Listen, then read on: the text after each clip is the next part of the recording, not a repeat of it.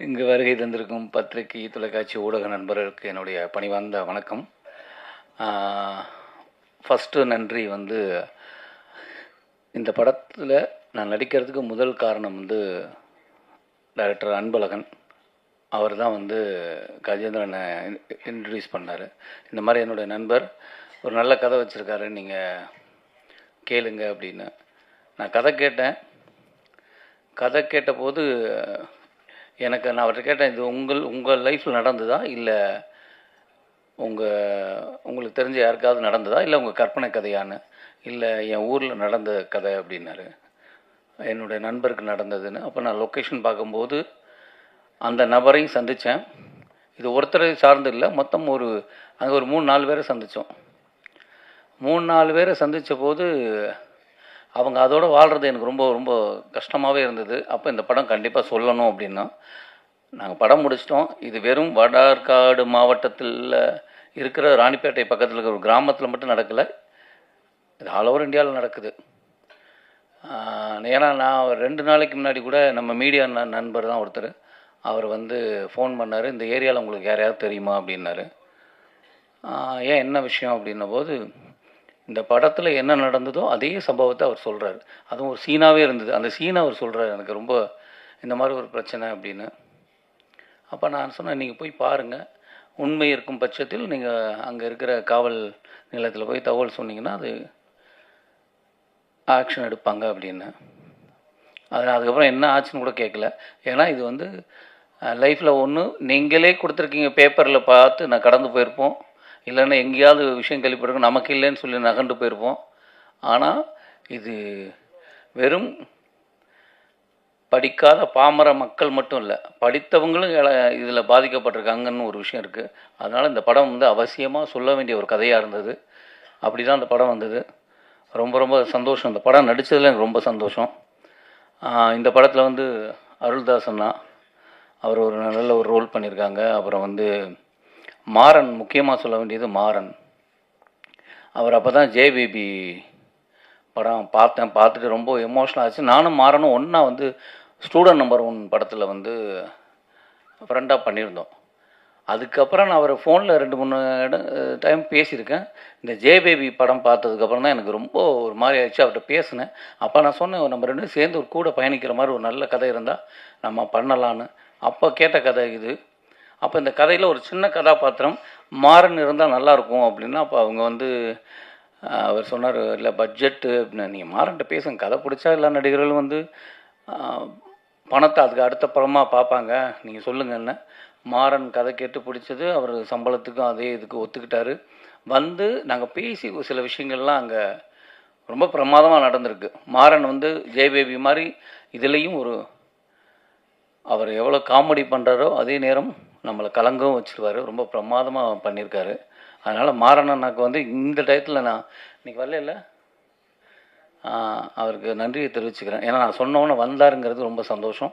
அப்படி ஏன்னா அந்த படத்துக்கு ரொம்ப தேவை, அது ஒரு முக்கியமானது. அப்புறம் ரக்ஷனா வந்து ஆக்சுவலாக இதுக்கு இந்த கதை கேட்டாச்சு, ஒரு குழந்தைக்கு அம்மா, அப்போ ஹீரோயின் யாராவது சொல்லுங்கள் உங்களுக்கு சைடில் அப்படின்னு.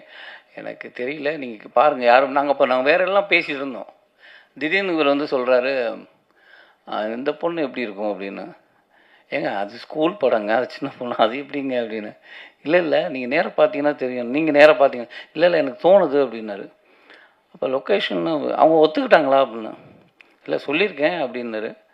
எனக்கு ரொம்ப ஆச்சரியம். ஏன்னா அவங்க ரொம்ப சின்ன பொண்ணு. அவங்க வந்து இந்த பையனுக்கு அம்மாவை ஒத்துக்கிட்டதே பெரிய விஷயம்.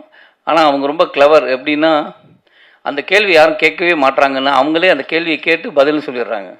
ரொம்ப க்ளீனாக வந்து 2வது படத்துலேயே நான் தாயாக நடிக்கிறது அப்படின்னு யாராவது கேட்பீங்க, இதுக்கு முன்னாடி இன்டர்வியூவில் யாராவது கேட்பேன்னா, நீங்கள் கேட்குறீங்க அப்படின்னு அவங்க அந்த கேள்வியும் கேட்டு அதுக்கு ஒரு பதிலையும் சொல்லிடுறாங்க. ரொம்ப ஏன்னா அந்த தாட் இருக்குல்ல, ஆக்டிங்க்கு வந்து நம்ம ஆக்டர் அவ்வளோதான், அது இந்த இதுதான் பண்ணணும் அதுதான் பண்ணல, ஆக்டர் நம்ம பிடிச்சிருந்தா பண்ணணுங்கிற ஒரு விஷயம். அவங்க வந்து அவங்க அப்பா அவங்க அம்மா எல்லாம் வந்திருந்தாங்க.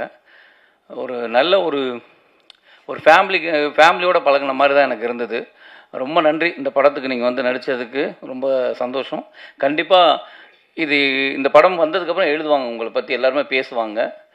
ரொம்ப அற்புதமாக பண்ணியிருக்காங்க. அப்புறம் ரொம்ப எங்களையெல்லாம் விட அந்த பையனை சொல்லணும். அது இயக்குனருடைய பையன். ஆக்சுவலி வந்து எல்லாம் குழந்தை நட்சத்திரத்தை கூட்டு வந்து நடிக்க வச்சோம்னா அது என்ன இருந்தாலும் அதில் ஒரு ஒரு ஒரு கட்டமைப்பு இருக்கும், ஒரு கிளாரிட்டி இருக்கும். இப்படி பேசணும் இப்படி பேசணுங்கிறது ஒன்று தெரியும். இவன் பார்த்தீங்களா, அவன் பாட்டு எதாவது சட்டையை கிழிச்சிட்டு இப்படி தான் பார்ப்பான். ஏதாவது சும்மா இருறனா கூட கேட்கவே மாட்டான். ஆனால் இப்போ படமாக பார்க்கும்போது தெரியுது, எங்களை விட சிறந்த ஆக்டிங் அவன் தான் பண்ணியிருக்கான். ரொம்ப இயல்பாக பண்ணியிருக்கான். அதை வந்து உனக்கு தான் அவ்வளோ பிரமாதமாக பண்ணியிருக்கான். அது ஆக்சுவலாக அந்த டயத்தில் கூட என்னடா நைட்டுலாம் ஷூட் நடக்கும், சொன்னதை கேட்க மாட்டான்னு கூட நமக்கு தோணும். டைரக்டர் இல்லை சார், அவர் வந்து அவர் குழந்தைய விட்டால் படமே வேண்டான்னு கூட போயிடுவார். அவ்வளோ அவ்வளோ பாசம் குழந்தை மேலே. சரி எடுக்கிறாருனா எடுத்து அதை நம்ம பார்த்தோம்னா ரொம்ப பிரமாதமாக பண்ணியிருக்கான்.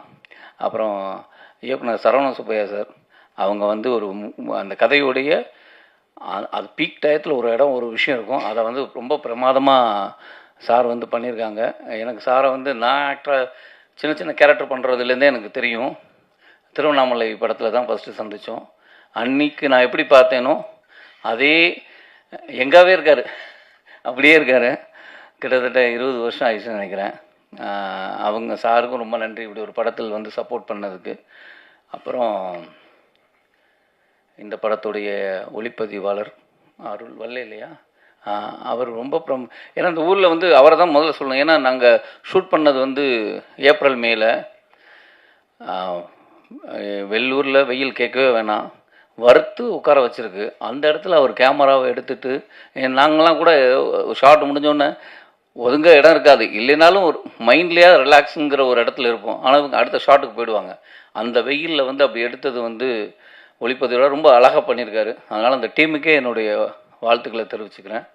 அப்புறம் எடிட்டர், அவரும் வந்து எடிட்டர் ரூமில் தான் இருக்கணும், இல்லை ஸ்பாட் எடிட்டிங் இருக்கணும். ஸ்பாட் எடிட்டர் இல்லை, ரூமில் தான் எடிட்டிங். ஆனாலும் அவர் வந்து டெய்லி ஷூட்டில் வந்து உட்காந்துருவார். ஷார்ட் அப்படி கேமரா பக்கத்தில் நின்று என்ன தேவை இருக்குது எல்லாத்தையும் வந்து டிஸ்கஸ் பண்ணுவார். அதனால் ஈஸியாக முடிஞ்சு படம் முடிஞ்சு ஆக்சுவலாக ஷூட் முடிஞ்சு கிளம்பும்போது காப்பி ரெடி, எடிட்டிங் முடிச்சிட்டாரு. அவ்வளோ ஸ்பீடாக ரொம்ப அழகாக பண்ணார். எடிட்டருக்கு நான் நன்றியை தெரிவிச்சுக்கிறேன். அப்புறம் ஆர்ட் டைரக்டர் வந்து இதில் செட்டு இல்லைன்னாரு, செட்டு மட்டும் போகிறது இல்லை ஆர்ட் டைரக்டர். அந்த அடிச்சிட்டாங்களா செட்டு மட்டும் இல்லை, அதை வந்து ரொம்ப இயல்பு மாறாமல் அந்த ஊரில் இருக்கிற சின்ன விஷயங்களுக்கு மாறாமல் கரெக்டாக அந்த இடத்துல வைக்கிறது இருக்குல்ல, ப்ராப்ஸு வேறு இடத்துல இருக்கும், அதை அந்த வீட்டுக்கு கொண்டு வரணும், இல்லை இங்கே இருக்கிறது தேவையில்லை அப்படிங்கிறதெல்லாம் இருக்குல்ல, இதெல்லாம் பண்ணுறது ஒரு பெரிய ஒரு ஆர்ட்டோட வேலை. அது ரொம்ப அழகாக பண்ணார் தாமு சார். அதனால் அவருக்கும் என்னுடைய நன்றியை தெரிவிச்சுக்கிறேன். சாரி நானும் அவங்க இல்லை, அவங்கெல்லாம் வந்து நானும் அப்படி தான் இருந்தேன். ஏதாவது யாராவது ஒரு மேடையில் ஒரு சின்ன ரோல் பண்ணால் நம்மளை கவனிக்க மாட்டாங்களா அப்படிங்கிறது. அவங்க வந்து கூப்பிட்டோன்னே வந்திருந்தாங்க. ரொம்ப நன்றி, ஆடியோ ஃபங்க்ஷனுக்கு வந்ததுக்கு ரொம்ப நன்றி. ஆக்சுவலாக அவங்க அந்த படத்துலேயும் நடிச்சிருந்தாங்க.